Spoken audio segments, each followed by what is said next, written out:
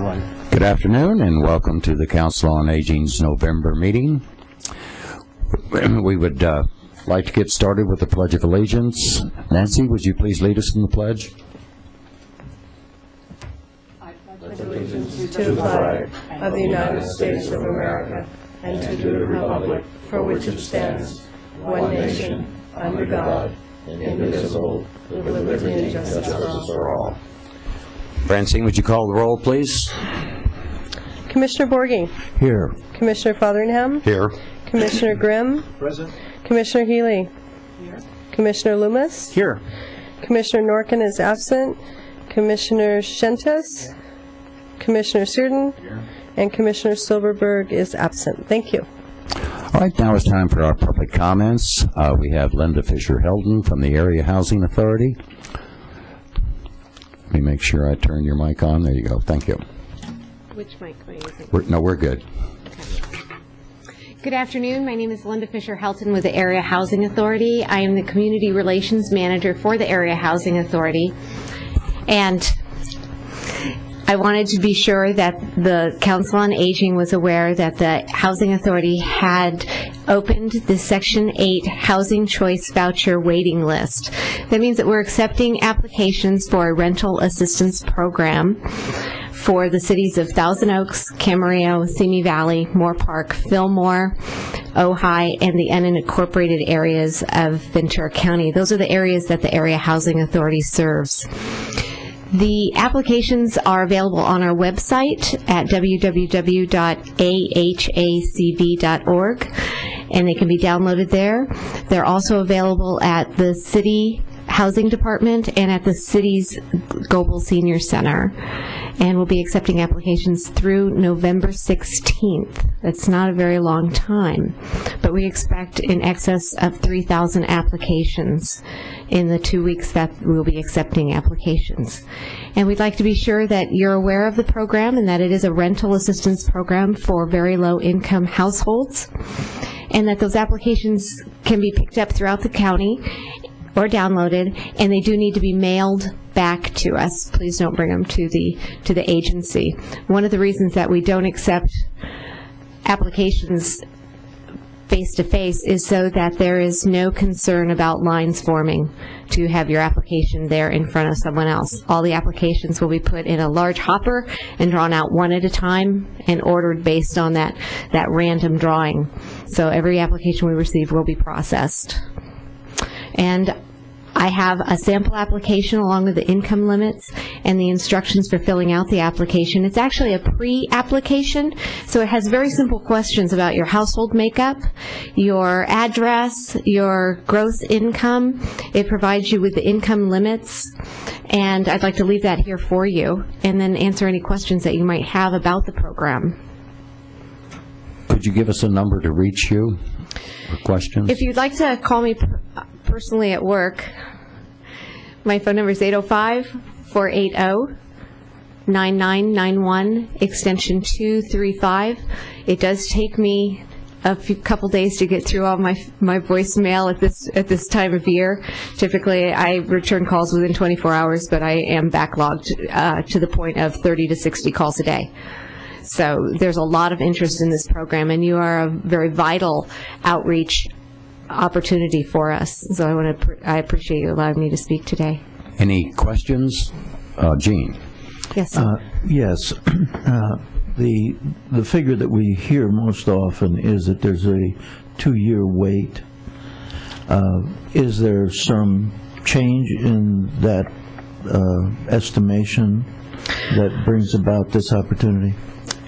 What has happened is we open our waiting list for new applicants it's been 3 years since we accepted applications, and we received over 2,000 applications the last time.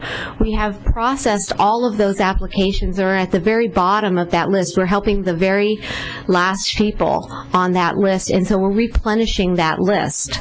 Everyone's waiting time is different based on their preferences that they have. Whether they are a senior would be a preference, whether they're a veteran, that would be a local preference. Those preferences add up to points, and those points position you on the waiting list. So some people will be served in much less time than that. I would guess that the maximum amount of time would be 2 to 3 years for the remainder of the list. We issue between 25 and 50 new vouchers each month. We have a set number of vouchers, so all of the vouchers are in use at all times. It's only when someone moves off the program, either by leaving the area or increasing their income to such a point where they no longer qualify, moving in with relatives, or making some other life transition or transitioning, that they give up their voucher, and then we have a voucher to hand out. Did that help? That helps quite a bit. Thank you very much. Thank you, Jim. Yeah, Linda, so just because it's open doesn't necessarily mean that you have a sudden influx of home or spaces available to take these folks. I mean, just sort of you said, it depends upon transitioning, because we're not really entering or bringing that many new housing rentals in? Well, and it's based on the funding by HUD and HUD allocation of housing choice vouchers. And every housing authority, and you have several in Ventura County, they were all given an allotment of vouchers based on some criteria that HUD used in the past. Our allotment is 2,532 vouchers. We don't expect to ever get any more than that, so we will always be serving 2,532 households. So it's not a reflection of more vouchers or more funding.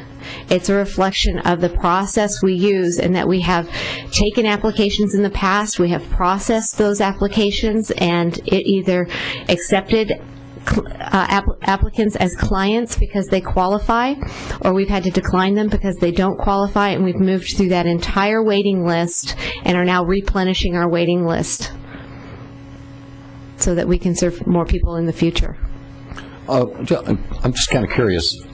I assume when someone qualifies, there's some vetting of their financial claims. But let's say 2 years later, now they're up. Is that they're re-vetted at that point? Or? Every year, you have to be recertified, okay. and that's a third-party certification where we are provided financial information, and we then have to verify it through a third party, be it Social Security, your bank. It's not just based on the information you give us. It's also cross-referenced through the IRS and through Social Security. If you're a family, it would be cross-referenced through welfare services and other social service programs to ensure that we're all using the same numbers and reduce the opportunity for fraud. So it's very difficult to fake it for very long. Any other questions? Nancy? That's right. Is the housing located, the rental units, are they throughout all those towns that you mentioned? Yes, they are. And the unique part of the Housing Choice Voucher Program as a federally funded program, funded by HUD, is that after you have your housing assistance and you've been on the program for a year, successfully on the program, paying your rent and being a good client, you're able to take your voucher and move to another area should you need to relocate closer to family.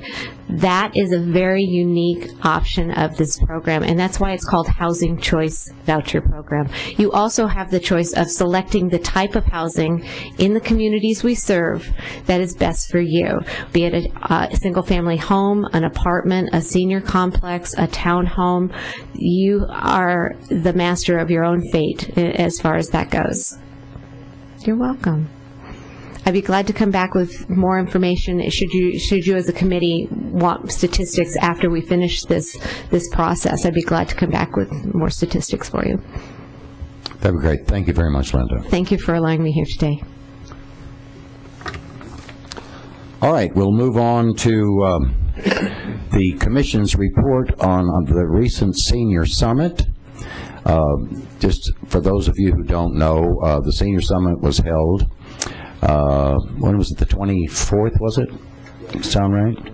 And experts in a wide variety of categories held sessions, and most of the Council on Aging were able to attend these sessions, and we are going to report on those particular individual sessions. We'll start off with Nancy Healy, who I believe is going to talk to us about mental health and a few other things as well. Nancy? Now it's on. I attended the mental health sessions, and they did double sessions. Most of them were divided into two different topics, but this was double sessions on the mental health. The major presenter was Celia Woods. She's an MD psychiatrist. She is the medical director of the Ventura County Behavioral Health, and it's really medical aspects related to the well-being in older adults. So she is right on with all the stuff. She was excellent. They also had a number of social workers and people who are working in the community, so we got some really, really good information about seniors and how they're doing. Just want to go over some of the quick facts that she gave us that I found very interesting in terms of the size of the senior population, how it is increasing compared to other populations. The life expectancy of an individual has increased from 47.5 years in 1900 to 75.8 years in 1996. Since 1960, the population that is age 65 or older has grown 89%. The total population has grown only 39%. Much, much different. The number of people aged 85 and older is the very fastest growing group in the population, and they have grown 232% since the 1960s. For every 100 women there are over 85, there are 39 men. One of the things that they run into with issues with the senior population is what really is a senior? What is an older adult? If you go with AARP, they will say it's anyone over age 50. Most restaurants and movies go with 55. A lot of the government programs are 62 minimum for Social Security, 65, 66 for Medicare. So it really depends on who's making the judgment. One of the things that she pointed out that's very important is that sometimes people can judge older adults as like a big group of just old people. And older adults are a very heterogeneous group. They are not homogeneous. We don't age the same way. There are a lot of physiological changes that go with aging. As a person ages, one of the things that happens to us is our percentage of lean muscle to fatty tissue lessens. The changes in the ratio of lean to fat body mass affects distribution of drugs. It affects how you deal with alcohol. So it can make a big difference if a senior is taking a drug than if a middle-aged person is. It can possibly affect them very differently. It also means that older adults are much more susceptible to having different being affected differently from alcohol. They say one of the other causes of this is the rate at which the kidneys and liver detoxify substances also slows down. And it just means that any medications can reach very high levels in older adults. And her advice, no matter what the medication is for physicians, is you start low and go slow, that you build up after you found that the person can tolerate it.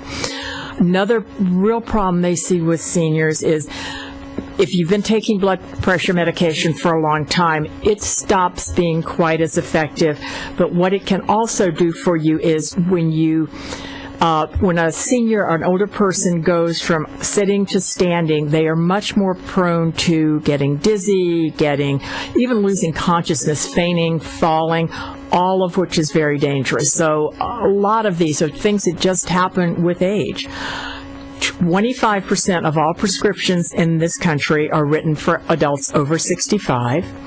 The most commonly prescribed are cardiovascular, diuretic, and psychotropic. It's not a surprise. 40% of all the hypnotic drugs prescribed in the U.S. each year are for older adults. Again, probably not a surprise. 70% of older adults use over-the-counter medications, and only 10% of younger adults regularly do. The National Institute of Mental Health says that these most prevalent methods or ways that seniors are disturbed mentally is depressive disorders is number one. Cognitive disorders, thinking, being able to remember stuff is number two. Phobias is number three. And unfortunately, there's a lot of alcohol use disorders for people who are retired and have a lot of free time. She emphasized to us a lot of times that memory loss is not a normal part of aging, that you can't just attribute memory loss to yourself or others to that. The one thing they emphasize throughout is that you can take steps to prevent some of these things, or at least to lessen them. The biggest problem that she found, besides the cognitive disorders, which would be the Alzheimer's, dementia, those kind of things, was depression. And she mentioned a term that I'd never even heard before called pseudo-dementia. And she said people will bring a relative in and say, I think he or she has dementia, and said it's really depression. So it's very important to know whether the person could just be sad and have lost interest, or whether they really do have dementia. There's a big difference. The lifetime prevalence of major depression, this is when you're really, really in a depressive state, in the United States is only 10%. The lifetime prevalence is totally different from men and women. For women, it is 10 to 25% of all women may suffer at least a major depressive episode in their life, and compared to only 5 to 12% for men. The most commonly prescribed medications in the United States today are antidepressants. Some of the risk factors that you have to look out for with your own family, yourself, for depression are loss of a job, loss of a loved one, chronic illness, Parkinson's, heart disease, cancer, a traumatic event, family history, families, they say that is definitely something. If you saw that you had that in your family, you just have to be a little more careful. And if you had a previous episode of major depression, much, much higher. Older adults are at a much greater risk for every one of these possible risk factors. Untreated depression has very serious consequences, so it is not a good thing to just go, she'll get over it. And they say most adults over 65 will tend to think they can cover and handle depression on their own, but really, in most cases, they can't. They should be being treated by a mental health professional. One very important factor is that people suffering from heart attacks, after a heart attack, there is something called post-myocardial infarction depression. And they say in this, a statistic is amazing, for people that suffer from heart attacks and become depressed afterwards, but are not treated for the depression, have a much higher risk of dying over the next year than those who are not. And it is a very common thing that is often not even mentioned to you, but it does happen right after a heart attack. Some of the things that they say you should watch out for with loved ones, with yourself, that really signifies depression as opposed to just, I don't feel too good today, or it's a bad day. If you are in a depressed mood most of the day, every day, if you have very much diminished interest in doing things you used to do, or doing anything, or just in pleasure alone, if you have insomnia, if you stay up all the time, or if you can't sleep all the time. Another big thing with depression that's a sign is extreme weight loss or extreme weight gain for no other reason. They just have fatigue. If you have no energy, sometimes people think they are really sick, but you don't have the energy to get up. Sometimes it's depression, and it can be treated. Feelings of worthlessness are very prominent, I guess, with seniors because you're not doing what you used to do, and you just kind of feel maybe I don't have a use. All of these, on a long-term basis, are signs of depression. You have a diminished ability to think or to concentrate when you're depressed, which leads to the fact that people could think you have dementia, and you don't. People worry about death. One of the things they say, you try to avoid looking for things that could be normal causes of this depression or sadness. Maybe if it's part of a bipolar episode. Another big thing is that if you're having something else go wrong in your life, the loss of a loved one, a normal amount of time, they say most people start to be better in a bereavement situation after about 2 months. But that there is no particular time you have to do it, but that's something that you do have to watch out for and be aware of. They also mentioned that depression, if you start drinking a lot more, taking more medications to change how you feel, that could also be a sign. Once you have decided that somebody or yourself has depression or is suffering from real depression, the best ways to treat it are psychotherapy, and this can either be cognitive behavioral, talking to someone, it can be interpersonal, working with somebody on a one-to-one basis. Medication is probably the very best, and there are a number of different kind of drugs on the market now and different types of drugs that they use for antidepressant. One of the things for prevention that's so important is diet, exercise, social connectedness. One of the things that they mentioned a number of times is for anybody who uses spices, the East Indian spice of turmeric is really, and vegetarian meals are good. The Mediterranean diet with the monounsaturated fats, olive oils, tomatoes, fish, all good to try to keep it away. Exercise is critical, even if it's a little exercise. Just get out and do what you can. If you have to do it at home, do it at home. And the last thing that they mentioned so many times is social connectedness. If you are all alone and isolated, it is just much easier for seniors to become depressed. And affiliation with a group of any kind, religious, some kind of a group, and regular attendance is really, really beneficial. It was a very, very good presentation, Jim. Thank you, Nancy. You're welcome. Let's move on to Nick. And Nick, what sessions did you attend? Well, I'd like to start by making a few general comments about the Senior Summit. I don't want us to give people the impression that this was a meeting by experts for experts, that everyone in Ventura County who's a senior, and I don't think they even care that much about your age, was invited to attend. And to make it even easier for us to attend, we were transported by bus from the Global Center down to California State University Channel Islands, where the event took place. My major complaint about the event was that it was too short. That at the end of the day, I thought I could have gone on for a couple more days and not run out of interesting content.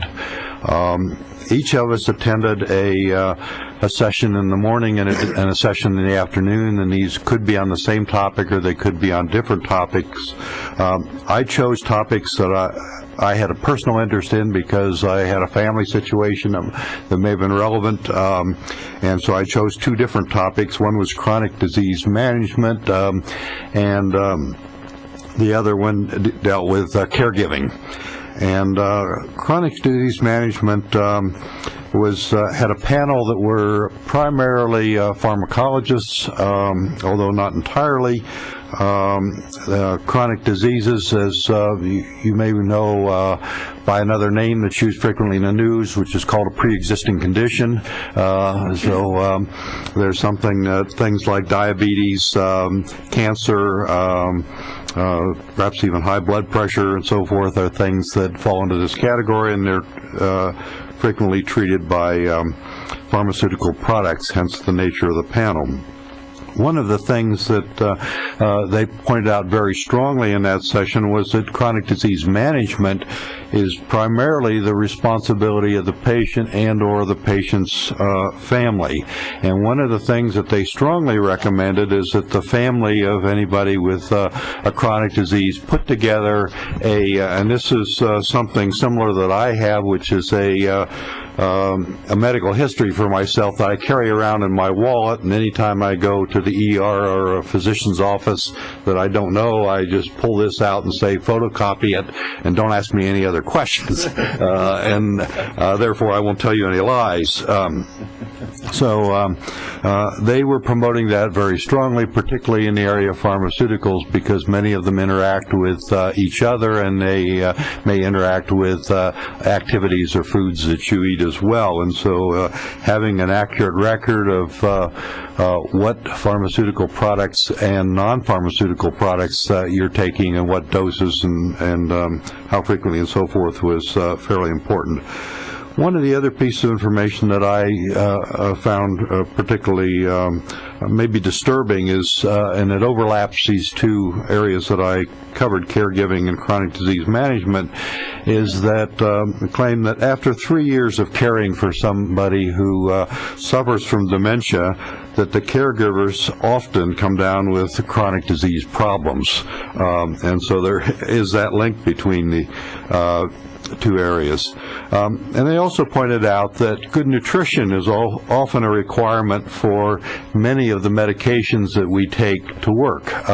And so knowing that the person, and this is particularly a problem with seniors who often lose interest in food as they get older and so forth, but that may counteract the efficacy of some of the medications that they're taking.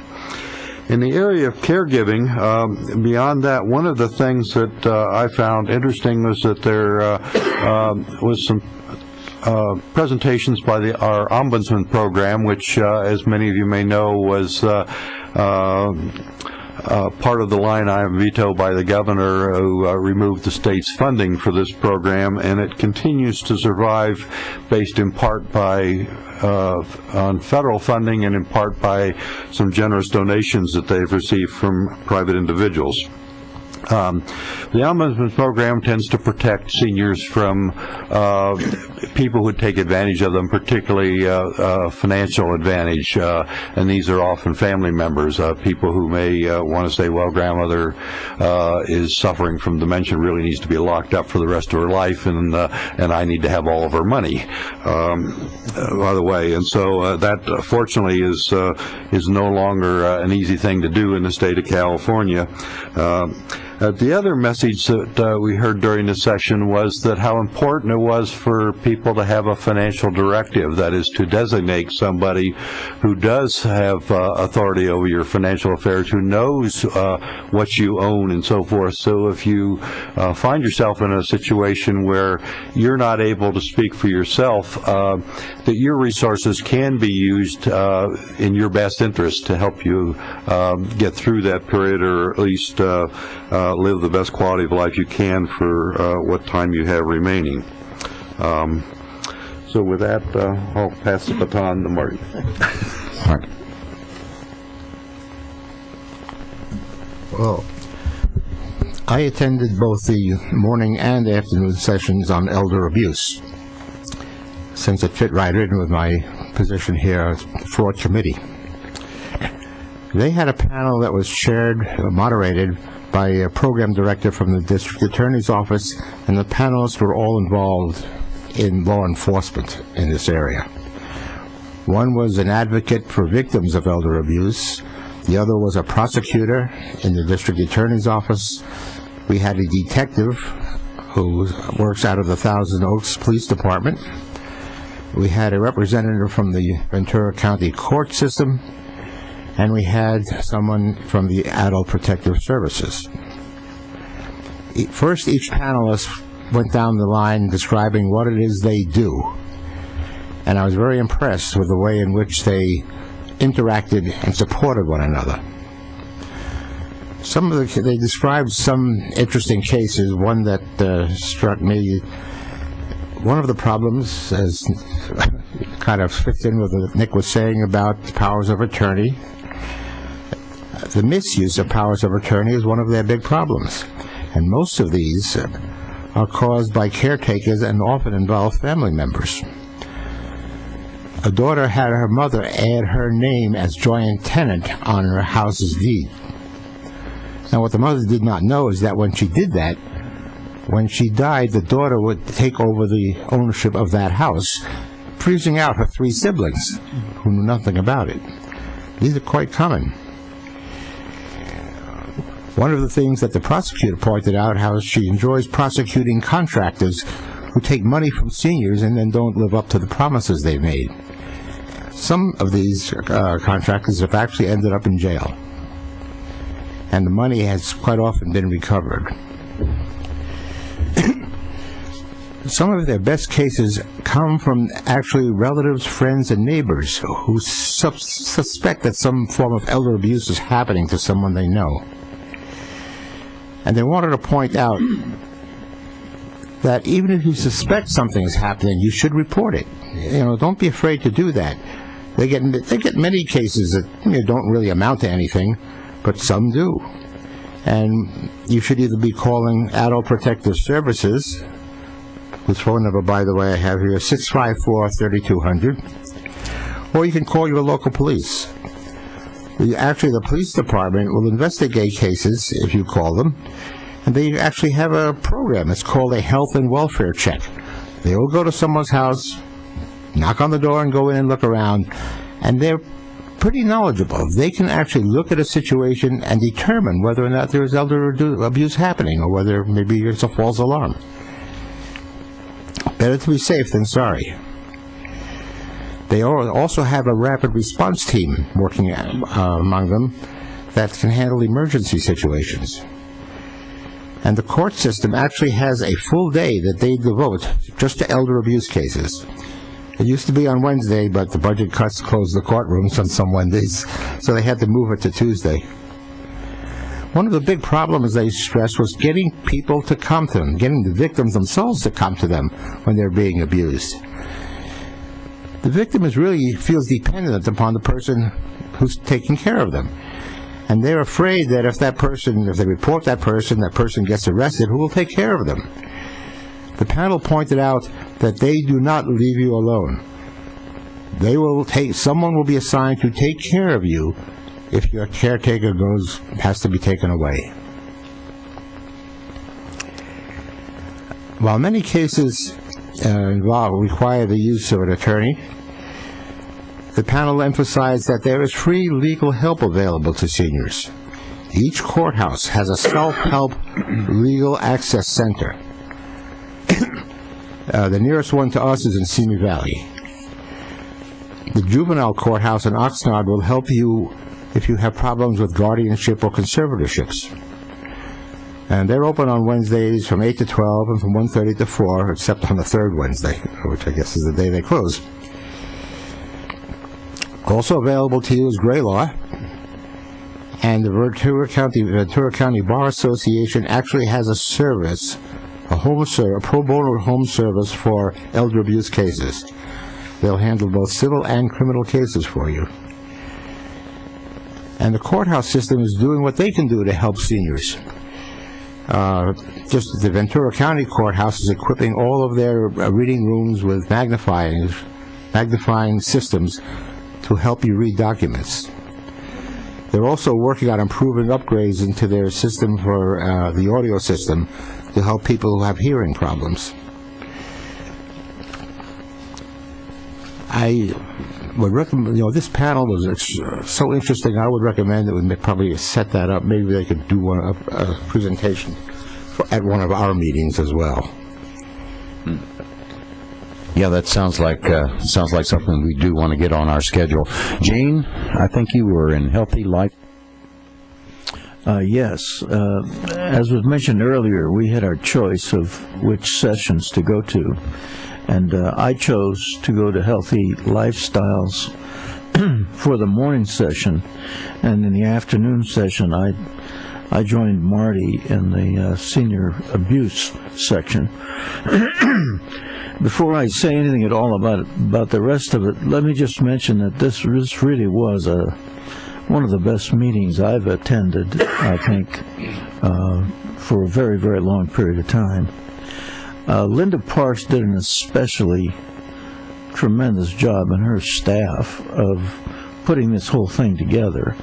It goes all the way from the bus trip to a really delightful lunch, and very well organized sessions. Things ended on time, they started on time. This is a really class act.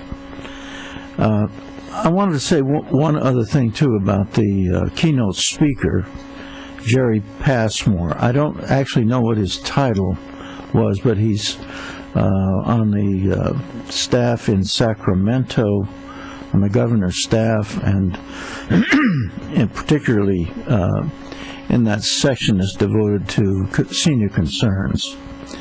And as I listened to him talk about the budget, I was one of the people in the audience, and I'm sure I'm not alone, who thought, oh my gosh, are you kidding? Is it really true that the budget has been slashed to as much as it has? And one of the statements that was made was that about 40% of the cuts were cuts that were made to senior services and the disabled. Well, that's scary stuff, and I think if anything, it certainly got my attention, and it got the attention of all the people who were in the groups that I was attending. It makes the things that we're doing here in Thousand Oaks even more important when it comes to housing and transportation and all of the issues that we're dealing with our senior population.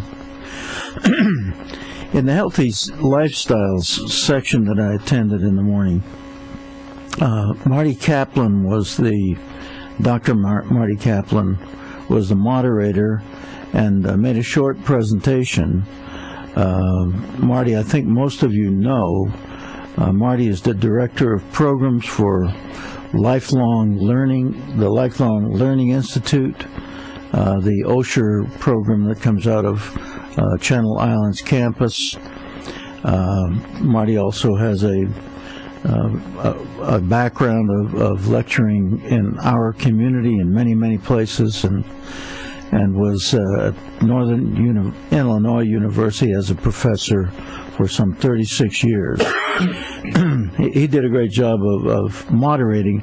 The morning, however, was devoted primarily to very short introductions by two other of the panel members, and then was opened to handle questions from the audience. That format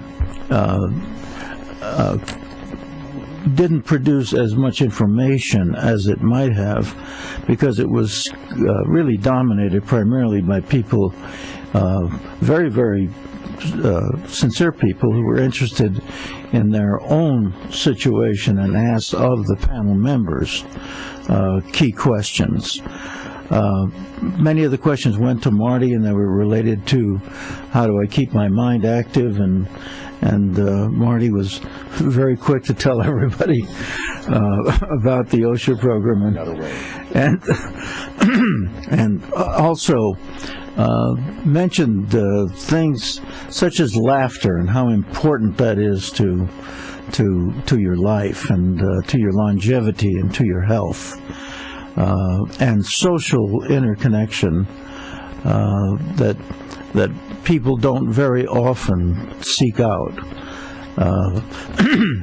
Many of us are very familiar with the Global Senior Adult Center, and this is certainly one of the local and vital organizations that provide an opportunity for people to take part in all kinds of activities, as well as to develop that social interaction.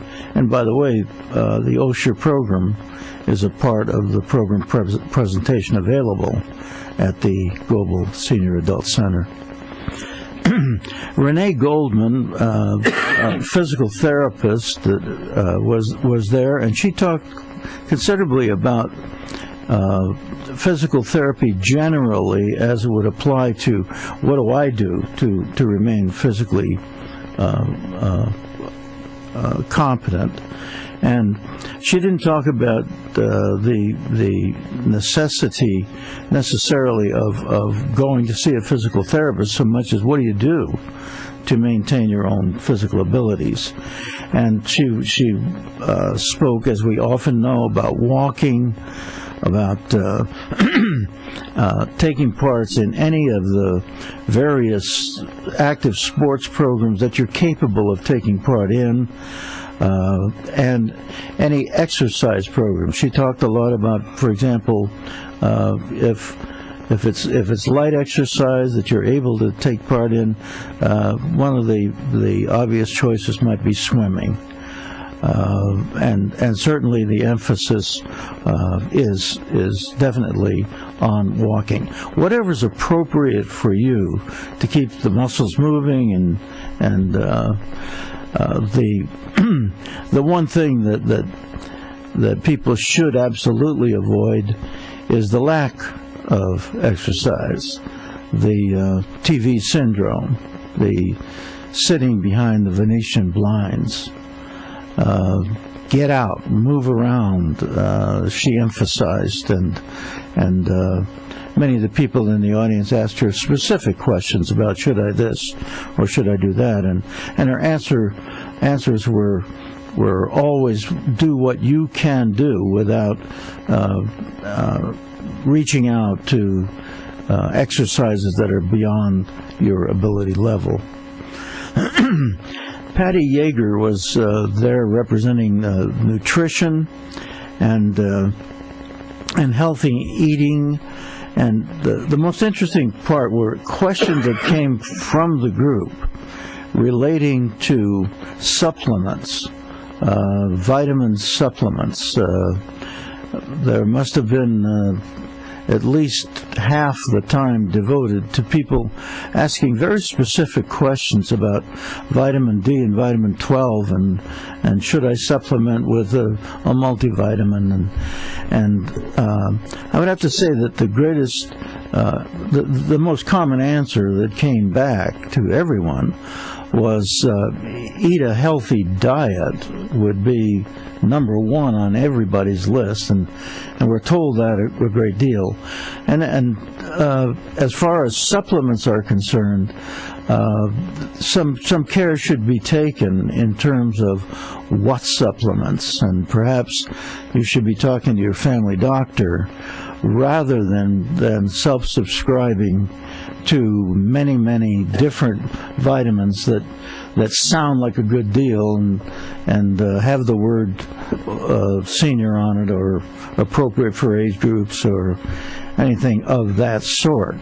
And she made a point in answer to another question, what kind of regulation exists as far as the various supplements that are available that are non-prescription supplements.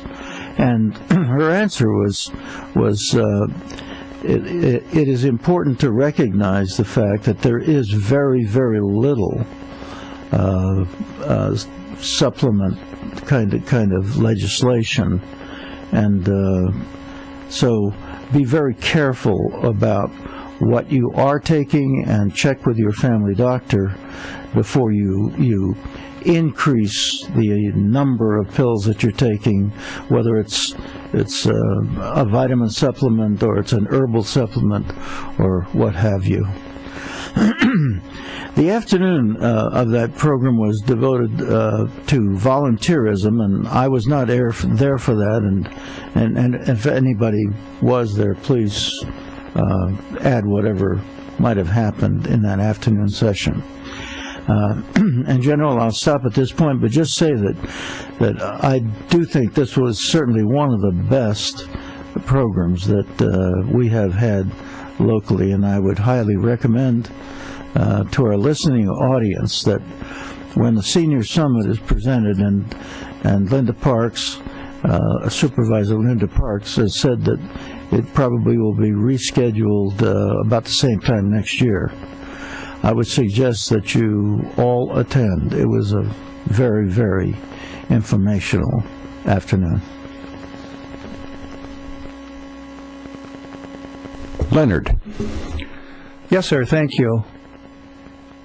I hadn't had the opportunity to be on the campus of California State University, Channel Islands, and boy, is that place growing. It was a wonderful place to be on an absolutely beautiful California day, which meant that I didn't want to get up at the time that the staff assistant forced me to, nor did I really want to be stuck inside all day long. But let me tell you, it was worth it. I feel absolutely obligated to talk to you who are giving care to seniors, or you who are soon to become seniors.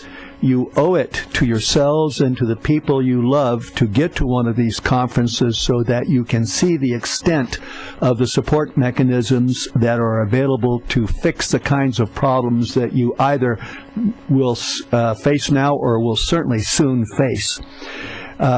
Also, one other note, the conference is growing by leaps and bounds. I did a quick number in my head, and I think it was 40% larger this year than it was last year. And the use of transportation, mass transportation, a very nice green use that Supervisor Parks had planned, had just gone up astronomically. More than half the people coming by bus. That's very interesting to me. Commissioner Fotheringham and I shared the morning session, and it was very, very interesting because it brought out something that I think that we tend to forget. I'd like to give you the mind picture of the Verizon guy on television. You know the commercial that I'm talking about. That's the sort of let's say, uncomplicated person that is standing there with a sort of uncomplicated look on his face as the leader of the Verizon team. And behind him we have all kinds of other dudes and dudettes. Some of them are obviously steel workers, some are installers. Good Lord knows what other people are, and sometimes there are even people in helicopters. Unfortunately, a fact of aging is that the numbers of caregivers that we get on the medical side sort of approach that Verizon team, which means that we need either to ensure somebody does it for us, or we have to ourselves take charge of our own care. Now, what that principally means is, and Commissioner Fotheringham showed you a copy of the thing that he keeps in his wallet, what that essentially means is that all of our people whose title ends with ologist have to have a copy of our health records. And we can't depend on them sharing our health records automatically. There are a number of reasons why that won't happen, not the least of which is they just sometimes simply forget. So what has to happen is, at a certain age, each and every one of the people who care for us deserve a copy of each and every treatment that we get. That way, everybody's on the same sheet of music, and if some of us need certain kinds of medications, one doctor will not be potentially prescribing medication that another doctor would think not suitable for us. We need, every time we go to see the doctor, to remember that wonderful Verizon commercial and be sure everybody is on the same sheet of music. It's kind of tough sometimes to do. There's something called HIPAA, but all you have to do is make sure that your primary caregiver gets a copy of everything, and normally the primary caregiver also can help get those kinds of information out to everybody else that does that. That's one thing that will really help us. Another thing from the afternoon session that thoroughly stuck in my mind is, I'd like to fix the number 87 in your mind. And then I'll stick a % behind it. No, you're not asking you to save water. But what I'm asking you to remember is that the scientific community is in general agreement that 87% of our chronic health problems may be avoidable if we do 3 rather simple things. One is we need to change our behaviors, like stopping the use of alcohol and stopping the use of tobacco. Boy, was that a terrible slip. Stopping the use of tobacco and moderating our use of alcohol, understanding what Commissioner Healy said, that a little bit at our age goes a long way. We need to watch what we eat. There is nothing more calming to me than sitting in front of NCIS with a chocolate bar. Now, you may find that a little bit odd, but that calms me. Unfortunately, in fact, they both raise my heart rate, but the one is really bad for me. So we need to watch what we eat, especially the amounts of sugar and fats. And finally, we need to exercise. And you've heard that before a couple of times from the panel. Everybody said that. We need to exercise. The exercise is easy to do. Simply walking a half hour a day for 6 days a week is a huge benefit. How huge a benefit is it? Well, I'll give you numbers.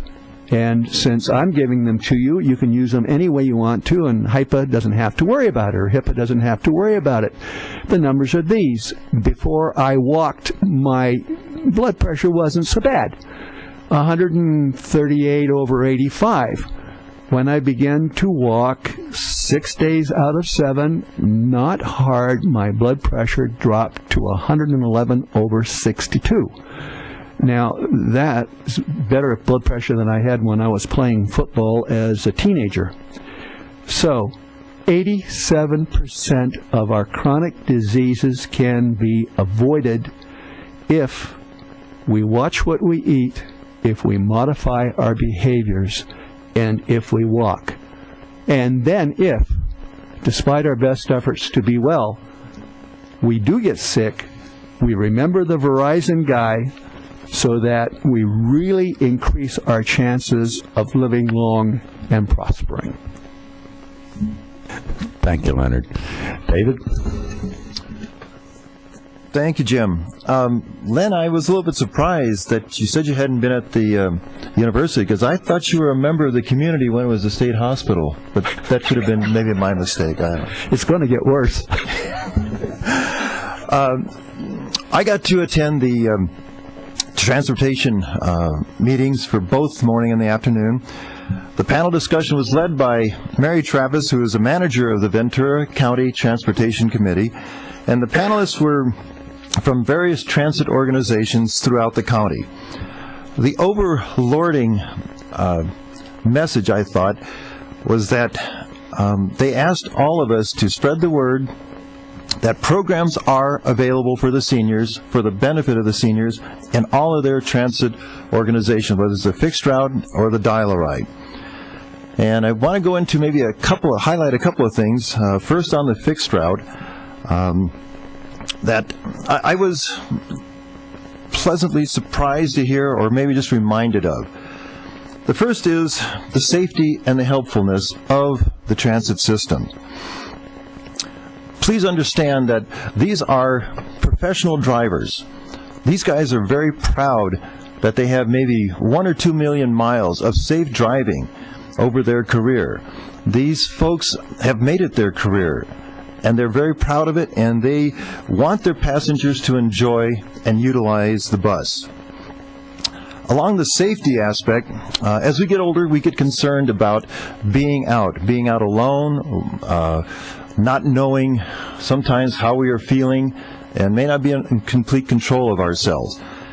Again, these professional drivers are trained to be able to recognize this and have immediate communication with the transit, with the dispatch center, or in some cases even with some of the other emergency organizations. Moreover, the buses all have digital cameras installed so that they're watching and recording what is going on in a bus. So I was glad to hear that, because I know seniors do get concerned about maybe being in a different kind of area that's outside of their comfort zone. So you can feel very secure in the knowledge that the things are being monitored to assist in your comfort and safety. The driver is trained to be aware of situations not only in this bus, but on the route that he takes. He has eyes for a lot of the emergency organization and is fully aware of his capacities in contacting his dispatcher, the police, or the fire department if something is amiss. So as he's driving through a territory, if you're on a street doing some of the things we talked about, primarily exercising, and you're not feeling well and you're on a bus route, flag the bus driver, because he may not be able to stop, but he will be able to notify his dispatcher to get some assistance if somebody's having problems. A couple other aspects that have been sort of brought out in maybe some of the earlier discussions with some of my commissioners is exercise. The exercise that you can get from walking from your home to a bus stop is beneficial, and it is a part of your overall routine in taking care of your own health. Consider riding a bus as a gift of time. Sure, the bus rides can be long, but again, whether you take a book, whether you just get up and say hello to the bus driver, whether you sit and watch the route go by, it is your gift of time that you can just sort of relax and enjoy, because again, these drivers are professionals and they are looking out for your safety. There's another aspect of just sociability. I mentioned saying hi to the bus driver, but it's also good for a person, as we've heard, to get out and talk to people, to let people know. If you're not feeling good, most folks will listen to you and help you, but even if it's just talking to your fellow passenger, it is something, again, to stimulate your own ability to take care of yourself.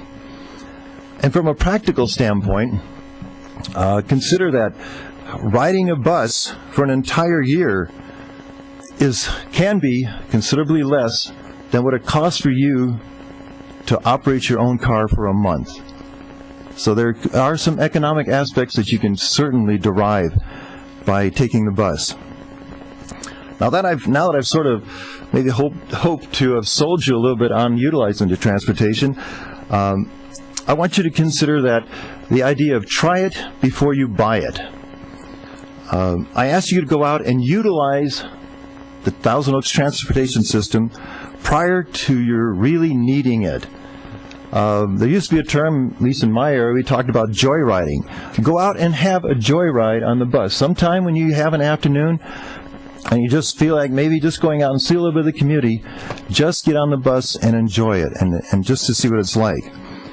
Now, something that I did learn that was kind of different and maybe even unique to this county is that the Ventura County Transportation Commission has contracted a private company here in the area to help you utilize primarily the transit system, but also Dial-A-Ride, so that they, in a sense, become your personal trainer in showing you how you can actually access and utilize the transit system. The way it works, it's something like this. You develop a place or places that you would like to visit. Hopefully it will be not far from the bus. Then you arrange for these folks to come out, and they will come to your home, and they will bring out either hard copy literature or access via your computer the route that you would take. Now, once the route's established, they will come out at such a time that they will actually walk with you to the bus stop, ride with you on the bus, so that you can feel comfortable, ask questions while it's actually happening while you're on the bus to again, make you feel secure in your choice of the bus system. Even after their visit, they are accessible, so when you're en route or at home, if you have questions, you can certainly call them. The folks at the company it's called is R&D Transportation Services, and their phone number is 800-966-7114, And there's an extension 522, and there's a young lady named Nicole who is one of the personal trainers.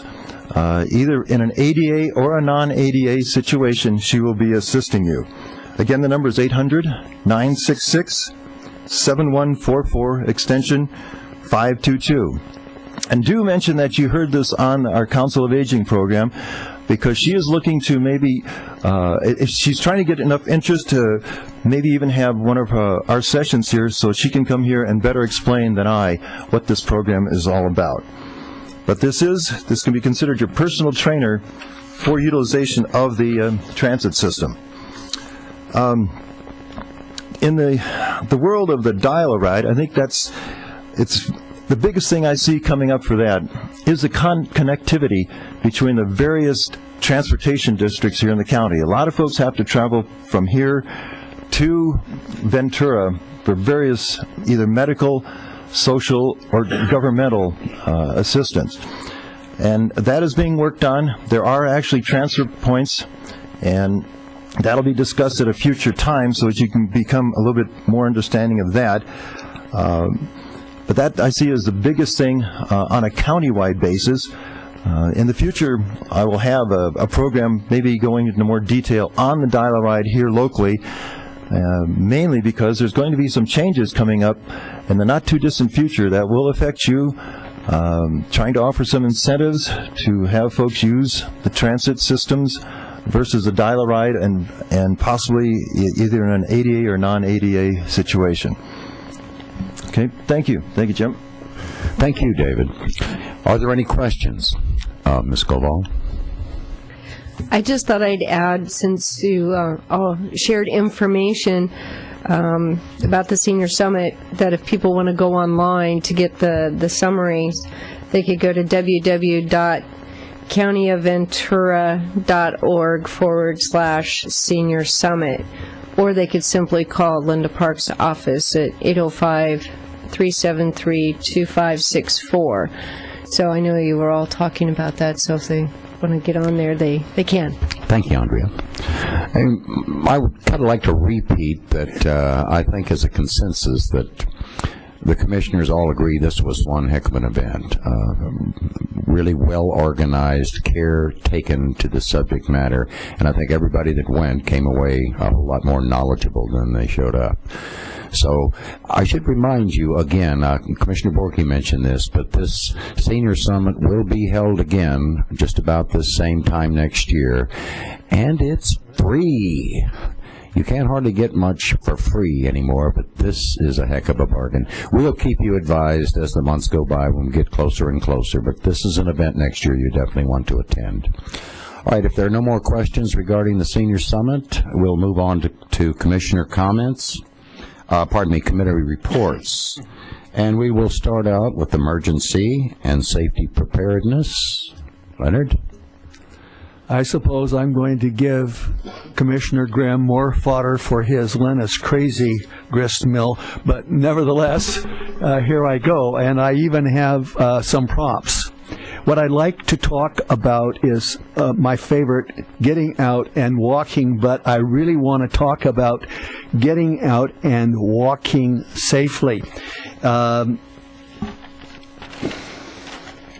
I can find it. Yes, there we are. There are some rules that we need to follow, particularly at this time of year if we're walking the wonderful, safe streets of Thousand Oaks. One of the rules is that we need to be visible, and I like to be visible in a couple of ways. Play doctor? No. I'm going to make the darn thing operate if it's upside down. How do it know? It knows because I can't make it blink. Do you have a class that we can attend? Oh, man. I hope these there. Instructions. Now, another thing I use to help me be visible is, believe it or not, this thing on top of a very bright and shiny bald head doesn't attract attention enough. So I carry a little flashlight. And when I'm walking, I dingle this flashlight so that it looks like it's gone crazy, and that way, as I approach an intersection, I hope, for goodness sakes, somebody will be so stunned they will stop in time and not run me over. What was the word again? Dingle? Dingle is the word. Yes, it's a scientific word. Does Its that past tense is come dangle. pink? They're worse than I am. Could you conjugate that? Dingle, dangle, dangled. Okay. Normal. Also, despite the fact that we walk on very well-maintained sidewalks in the city, there are cracks, and so what I tend to do is walk the same route, especially if I'm walking at dusk or when light conditions are more minimal, so that a crack doesn't come up and catch me by surprise and trip me. And that happens more frequently, I guess, than I really ought to admit. The other thing that I would like to bring up to you is sidewalks were meant for walking and in some cases bicycle riding, but the streets are really not meant for walking. And those of us who maintain that the asphalt is softer to walk on than the cement is must be able to put a whole lot more ground pressure on their feet than I'm capable of exerting, because try as I might, I've never been able to put a dent in hard asphalt with my feet, nor with cement either. So I would recommend that we stick to the sidewalks. And one other thing, if I may, there are, now you know, 3 vital things that you ought to wear when you go walking. This is the third thing. 2 lights and a cell phone. Whatever else you wear is entirely up to you, but Susan, please, I don't want to hear reports about you and Frillies on Gainsborough Road. That's all I have. Thank you, Leonard. If we could just get you to loosen up a little bit, I think we're going to be... Okay, Martin, on fraud and reverse lottery scam. I don't know how to follow that one.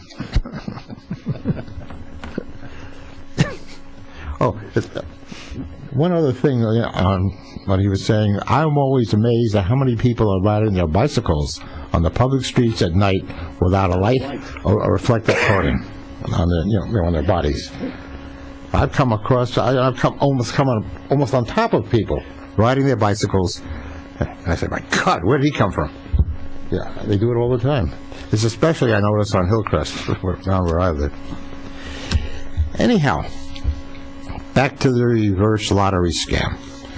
A reverse lottery scam is where you are told that you won this big prize, but in order to get it, you have to pay some money to cover some fee of some sort. Well, it actually happened to someone here in Thousand Oaks. She was told that she won the $1 Million Publishers Clearinghouse sweepstakes. She received an official-looking check supposedly from them. She was told to cash it and send $5,000 MoneyGram to someone in Canada to pay for insurance to collect the prize. So she was waiting on April 21st when the big Publishers Clearinghouse van would come up to her door. Someone would ring the doorbell, just like they do on television. Well, April 21st came and went, and nobody rang that doorbell.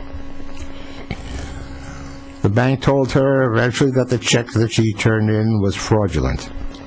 But the $5,000 she sent was not. She was the victim of the reverse lottery scam. Keep in mind that in this country, there's a law. You do not have to pay money up front in order to collect a prize.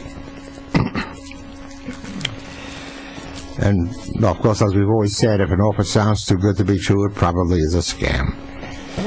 Many people have lost their savings to thieves in places like Canada and Nigeria, and that money cannot be recovered since it's left the country. Well, by the way, I want to point out the Publishers Clearinghouse is a legitimate organization, and they had absolutely nothing to do with this scam. Is that it? Okay, thank you, Martin. As far as health care, I don't think we have a report from our health care commissioner, but it is a reminder that if you haven't had your flu shot, you should do so. But another reminder, a lot of questions have been asked about the, what is it called, the H1N1 virus, and whether you should get inoculated for that. And the answer is, if you're a senior, no. This is primarily for younger people, and it's not advised that you do that. There aren't any more, are there any more, you scheduling any more flu shots, Andrea? No, I haven't been able to, and actually we're being flooded with calls because nobody has the seasonal flu shot. No one, not even public health. Oh my God, I did not know that. So, is there some sort of plan underway? Hopefully everybody's trying to have a newer batch by mid-November, so in a week or 2 weeks, but it's going to be slow go. Everybody that I've talked to just says to, periodically call, check with your doctors, see if they've got them, check with urgent cares. I know all the CVS and pavilions and everybody that had planned them, they're all canceled. Wow. So.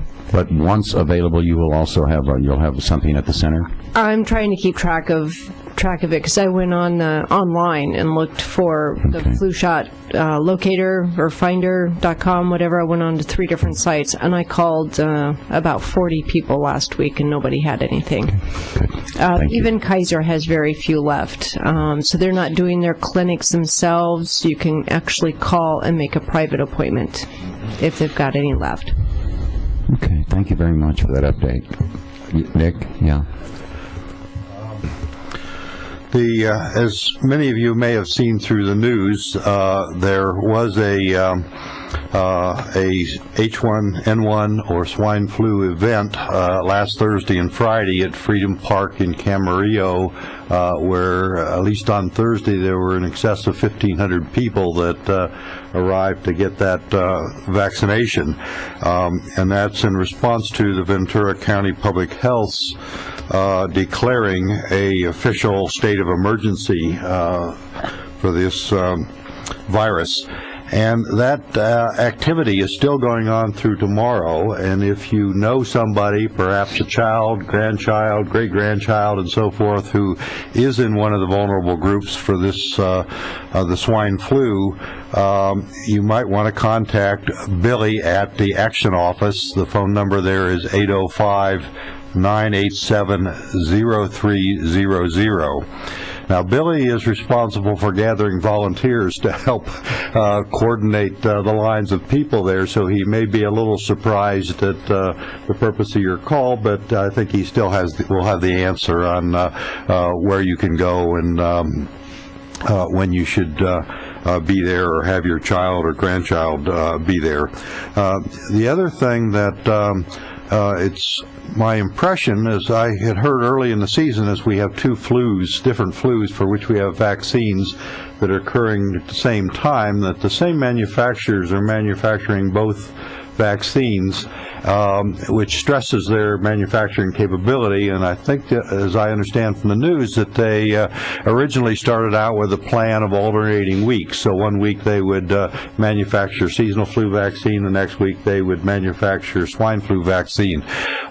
This is a strategy that is likely to change as these states of emergency are declared, and it appears that there's a greater need now for the swine flu vaccine than there is for the seasonal flu vaccine, which may help explain why it's so hard to come by the latter.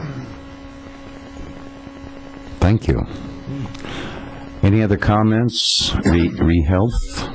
All right, we'll move on to upcoming programs.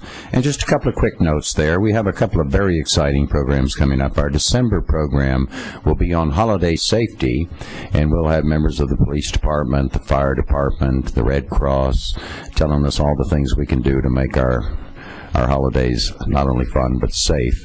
And in January, we have another distinguished panel we're putting together discussing the benefits and the opportunities found in volunteering.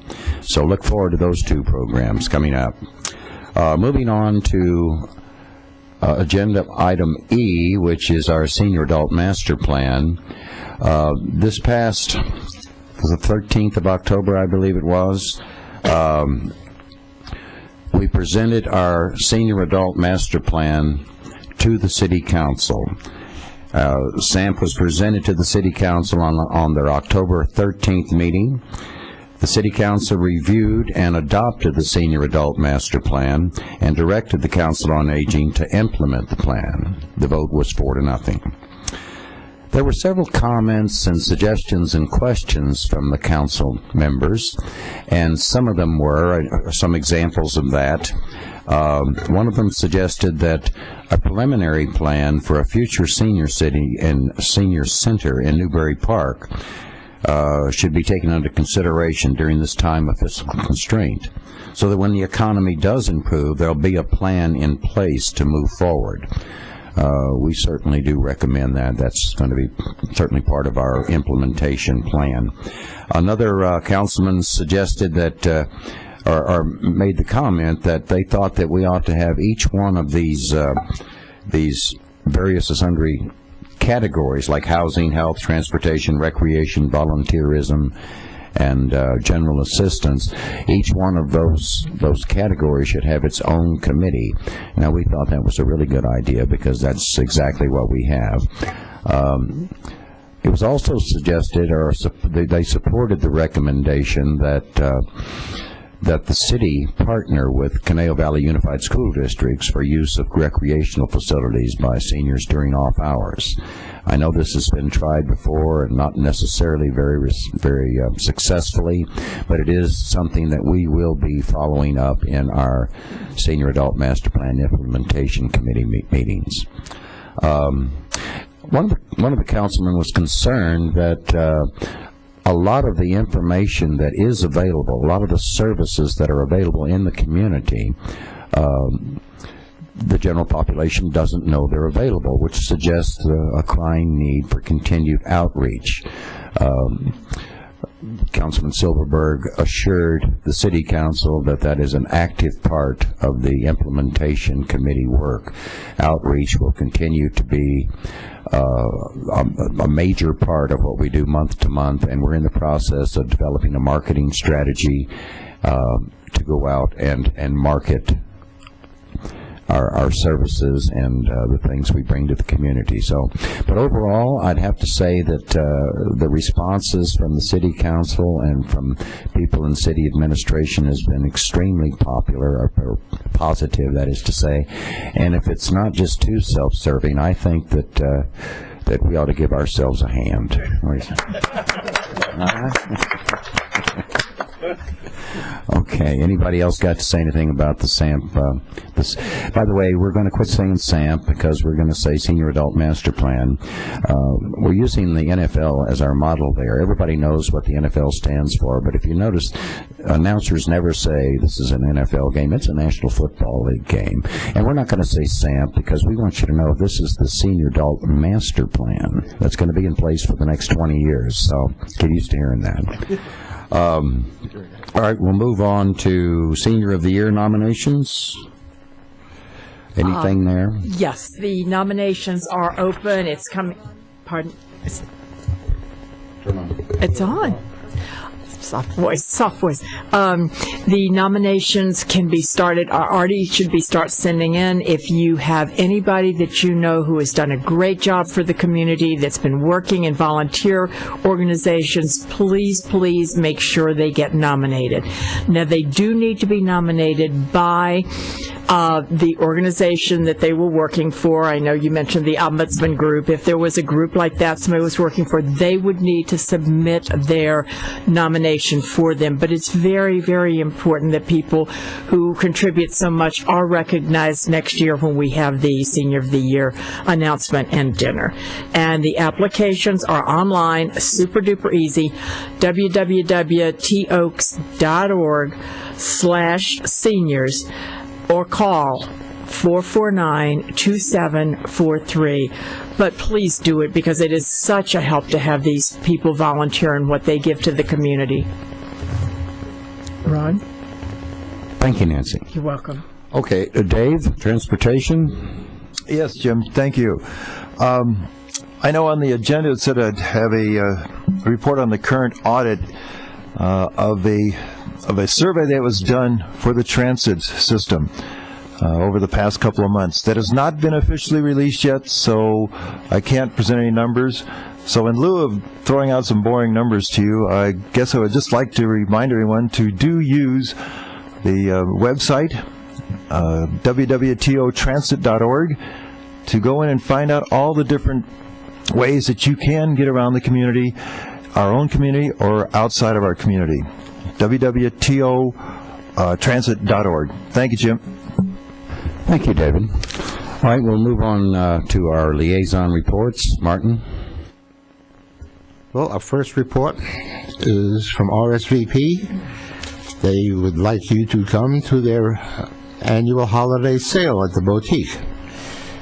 It only runs for this 1 week and we're halfway through it, but you can still come Thursday and Friday from 9 a.m. to 3 p.m.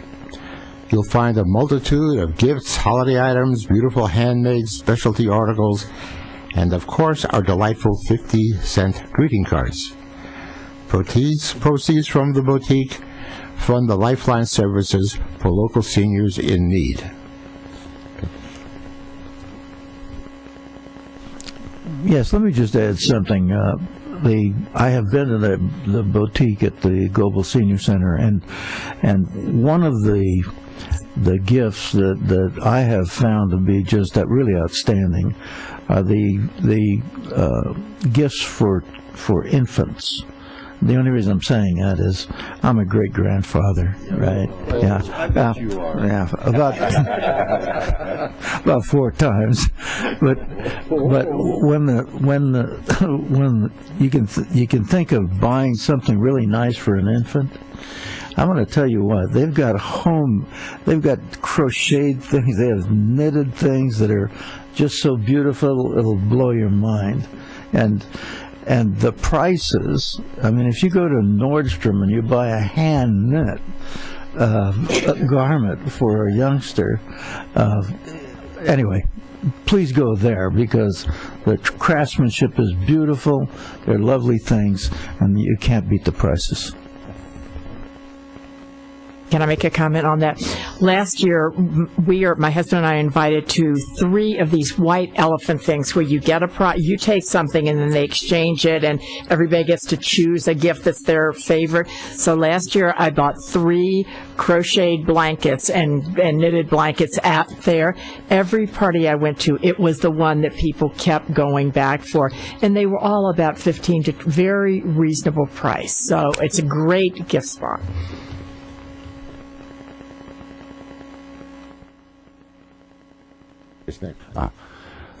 Andrew, would you tell us all about wonderful events that are happening at the Global Center? Oh, sure. I'll just follow up with the RSVP boutique. They do have everything on sale, and since I was in there today, there's some really great items that were also donated by a lot of the stores in the area. So there's some really awesome cards. There's paper for you to do your own cards on your computers. There's more jewelry out, more decorative pillows, hanging things, all sorts of decorative stuff. Snow globes, cookie platters. So besides all the great baby stuff, and the cards, don't forget single cards are 50 cents, and then they've got box cards for just a couple bucks. So you can do your Christmas list and send out cards pretty cheaply. So it's a really good fundraiser for there. Right now what I'll talk about is some of our newer trips that are coming up. That we have starting November 13th, so it's always that second Friday at 9. Our new trips go on sale. So we do have a Rose Parade float viewing with lunch at Tam O'Shanter's, and that's going to be on January 2nd at 7:30 a.m. So that's a good trip to sign up for. It's only $79, so you get a bus trip down there, you get to see all the cool floats, and you get to have a great lunch. We're also doing an IMAX double feature and lunch at Lowry's, and that one will be $78, and that'll be January 14th.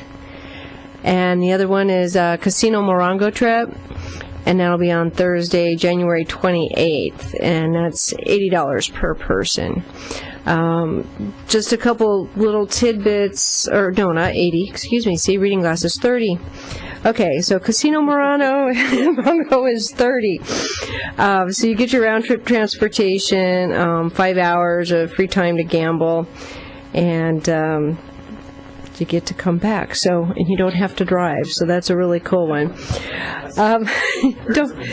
You don't have to drive. You can just come over to the center.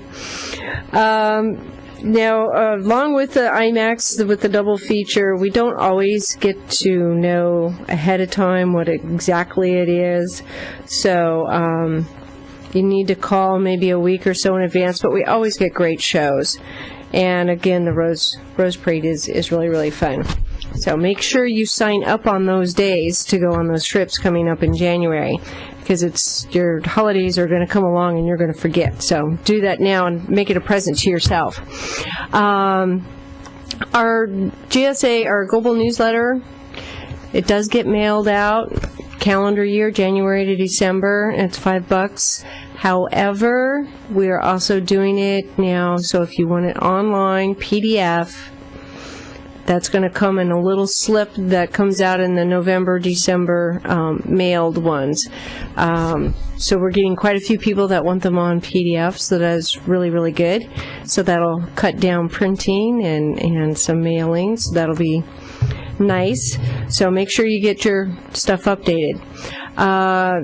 The other thing is, too, is don't forget, all this good stuff that I'm going to talk about also is online, and we have our own website. So all you have to do is go to www.globalsenioradultcenter.org. All one word, just type it all in. It'll take you right there, and it's really easy to navigate. I talked to somebody today who found out a bunch of information, wants to do some things for the center, and I asked that person, so how'd they like the website? And they go, oh, it was easy. The buttons were big. I could read it. It was easy to find stuff on there. So it's an easy one for you.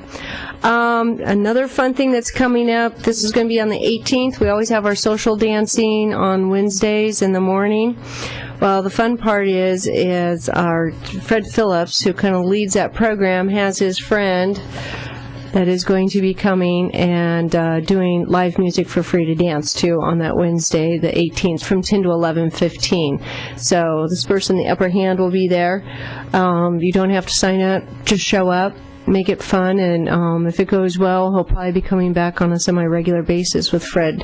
So besides his own tapes and doing his own DJ, Fred's own DJ stuff, he'll have somebody actually doing things.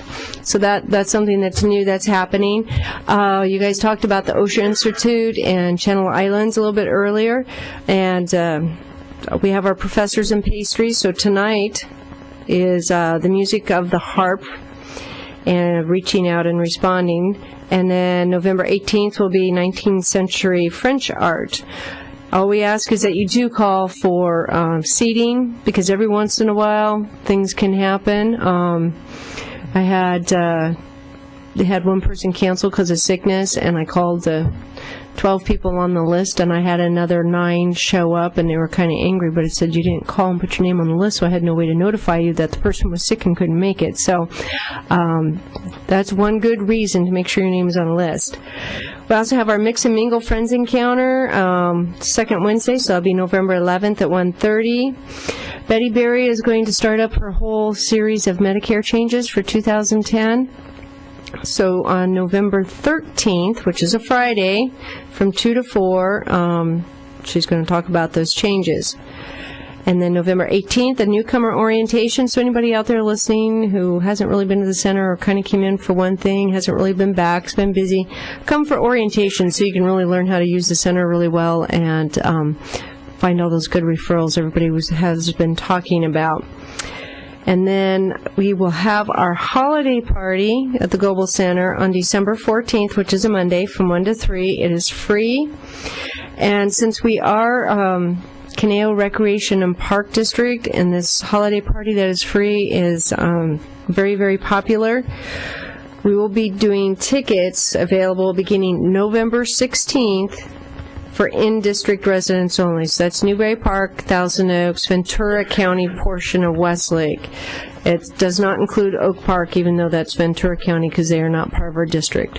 So that's for in-district patrons only. If there's spaces left, Out of district, anybody else, Simi, Oak Park, Camarillo, any place, tickets will be available November 30th, so that would still give 2 weeks for out-of-district patrons if there's tickets still available for that. And then we have our Thanksgiving feast, is where, November 23rd? Oh, that's right.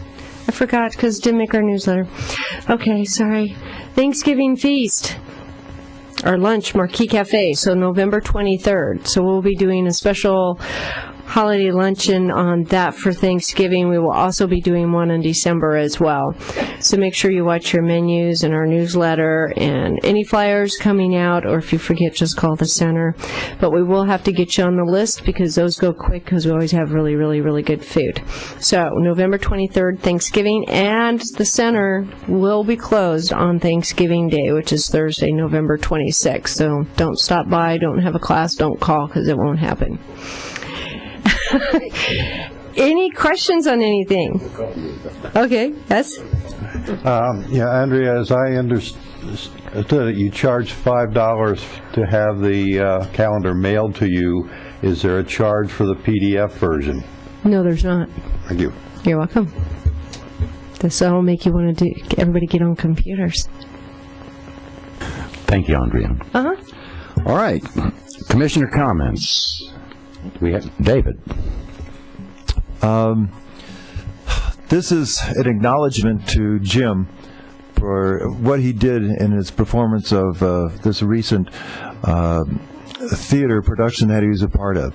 I think a lot of us had Death of a Salesman as an English requirement back in high school, and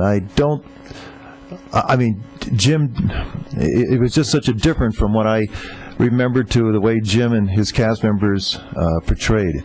It was a dynamic presentation. It was just unbelievable how Jim went from some of the highs and lows that old Willie had to go through. It's really quite an intense show, and my hat's off, kudos, whatever accolades I can offer you, as well as my wife. We're just very proud that we got to see you do this, Jim. Thank you.